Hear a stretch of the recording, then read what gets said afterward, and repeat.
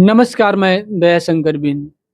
अगर आप पश्चिम बंगाल यानी कि वेस्ट बंगाल में रहते हैं और आपकी बेटी-बहनों के साथ कोई गंदी हरकत होती है, कोई दुर्व्यवहार होता है, तो बल्कि वो आरोपी उस चीज़ का ज़िम्मेदार नहीं होंगे जो वह यह कर्म कर रही हैं, जो यह मामला या घटना को अंजाम दे रहे हैं।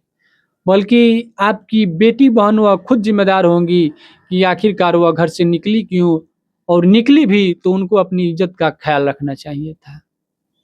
ऐसा ही मामला सामने आया है पश्चिम बंगाल के दुर्गापुर इलाके से।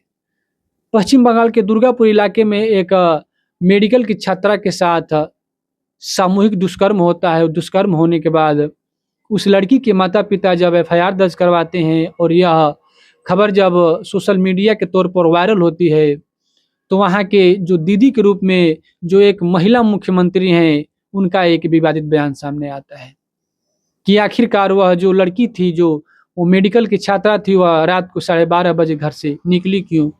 कैंपस से बाहर क्यों आई?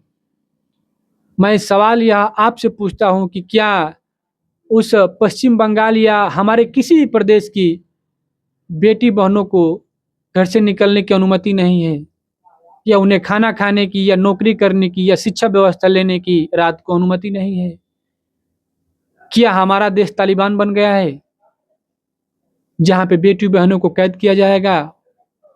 नहीं।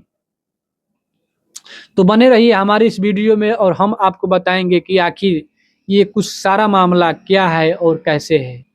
तो दरअसल वेस्ट बंगाल की पश्चिम बंगाल के 10 अक्टूबर को रात को 8:30 बजे दुर्गापुर इलाके में एक घटना सामने आती है।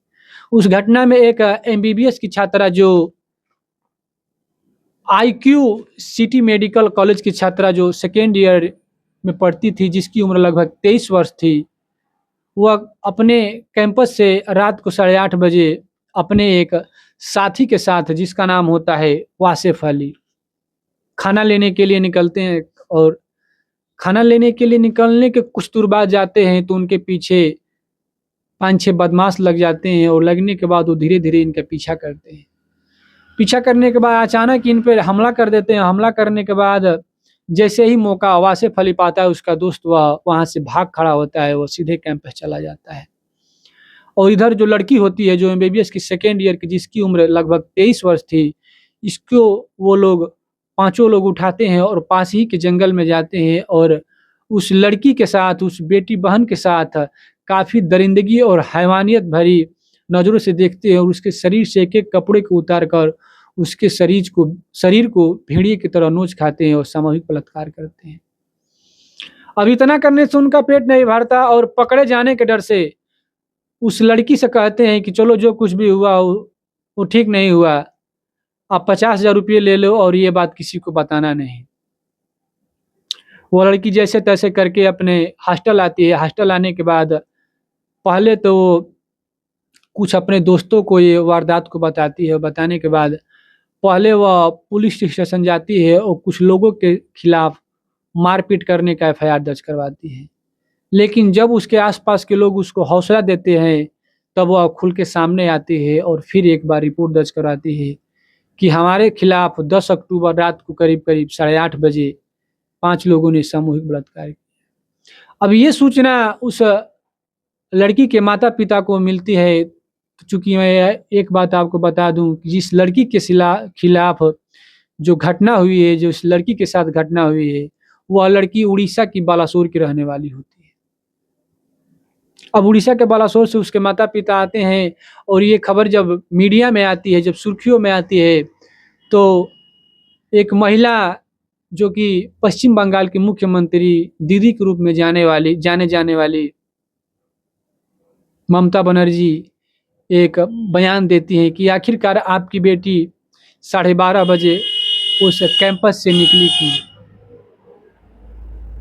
एक महिला होकर एक महिला के साथ एक पहले तो बलात्कार हुआ, वो भी सामूहिक और उस पीड़ित पक्ष में आप बयान नहीं देती हैं, बल्कि उन पीड़ित पक्ष पर ही आरोप लगाती हैं कि आपकी बेटी उस कैंपस से बाहर क्यों निकली। मुझे तो यह बात समझ में नहीं आती कि आखिरकार एक महिला होकर एक महिला के खिलाफ ऐसी बयानबाजी क्यों कर रही है? क्या हम यह मान लें कि उन आरोपियों को वह बचाना चाहती हैं? कि क्या उस वेस्ट बंगाल में अपराधियों के इतने मंसूबे टाइट हो गए हैं, इतने मंसूबे बढ़ गए हैं कि क्या वह रात को 12 बजे के बाद या 10 बजे निकलने के बाद उन लड़कियों के साथ गंदी हरकत करेंगे या कुछ भी करने के लिए वह राज़ी हैं कि हम कुछ भी करेंगे, यहाँ की सरकार, यहाँ की प्रशासन कुछ नहीं करेगी? फिलहाल मैं एक बात बता दूँ कि जो उस लड़की के साथ जो पूरा प्रकरण हुआ, जो बलात्कार हुआ, सामूहिक हुआ, बल्कि 12:30 बजे रात को नहीं बल्कि 8:30 बजे हुआ। जबकि यह वेस्ट बंगाल की मुख्यमंत्री होने के नाते ममता बनर्जी यह बयान देती हैं कि उसको 12:30 बजे निकलने की ज़रूरत क्या थी। इसलिए सारे लोगों को लगता होगा कि वो लड़की 12:30 बजे घर से निकली और उसका बलात्कार हुआ या गैंग रेप हुआ। लेकिन मैं आपको यह बता दूँ साफ-साफ शब्दों में कि वह लड़की ठीक 8:30 बजे खाना लेने के लिए निकली थी। उसके साथ शारीरिक संबंध बनाया गया, उसके साथ भेड़ियों की तरह पेश आया गया, उसके साथ सामूहिक दुष्कर्म किया गया। अब उन 5 आरोपियों के खिलाफ एफआईआर दर्ज हो चुकी है। एफआईआर दर्ज होने के बाद उनमें से लगभग उसके दोस्त वासिफ अली को भी अरेस्ट किया गया है और उसके आधार पर, उस लड़की के स्टेटमेंट के आधार पर 3 आरोपियों को और गिरफ्तार किया गया है और 2 आरोपी को अभी खोजा ढूँढा जा रहा है और जगह-जगह दबिश डाली जा रही है। तो आज की कहानी में बस इतना ही, और जैसे ही इस मैटर में, इस मामले में कुछ खबर आएगी, हम आपको इस क्राइम तक, फ्यूचर तक क्राइम चैनल पर आपको ज़रूर बताएँगे। तो ऐसे ही घटना और देश प्रदेश के हर एक घटना को जानने के लिए हमारे चैनल फ्यूचर तक क्राइम को आप लोग सब्सक्राइब ज़रूर करें, हमें सपोर्ट ज़रूर करें। ताकि आप जहाँ भी रहें, जैसे भी हालत में रहें, आप अपना मोबाइल खोलें तो इस देश की सबसे बड़ी से बड़ी घटना आपके मोबाइल के सामने हो और हम आपको बताएँगे इस अपने चैनल के माध्यम से। तो आप प्लीज़ हमारे चैनल को सब्सक्राइब ज़रूर करें और हमें सपोर्ट ज़रूर करें। तब तक के लिए विदा दीजिए, नमस्कार।